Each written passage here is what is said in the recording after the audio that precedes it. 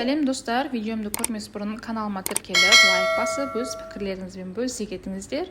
Достар, соңғы кездері менде осындай контент болып жатыр. Алдағы уақытта пайдалы ақпаратпен бөлісемін деймін, бірақ тегі мүмкіндік болмайды.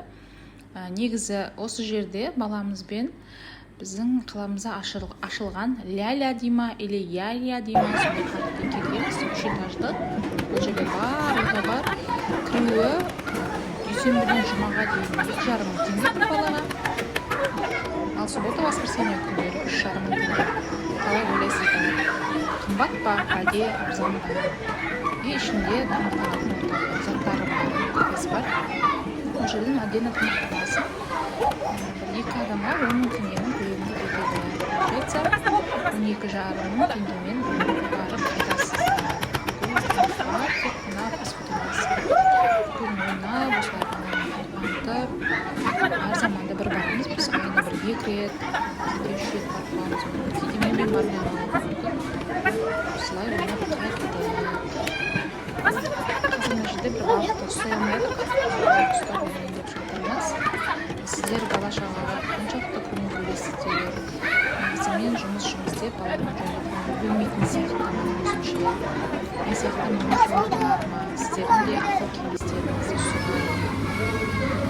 Балам өзіме бір қатты өсекші. Өзіме оқушылар айтқан сатқысы келеді. Мен кейде барады, шындарын ұсақ, барынша телефонын ұстап отырсамыз, телефон ұстап көшенің балдарымен мен сіз көрсін, жүр көрсін, билет алып берді, ақша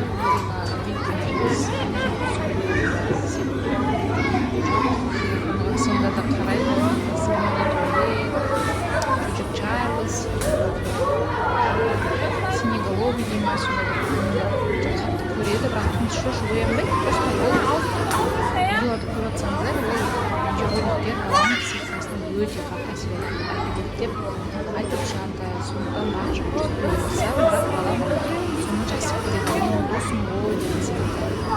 Ал достар, сіздер де маған өздеріңіздің көріп өздеріңізді беріңіздер.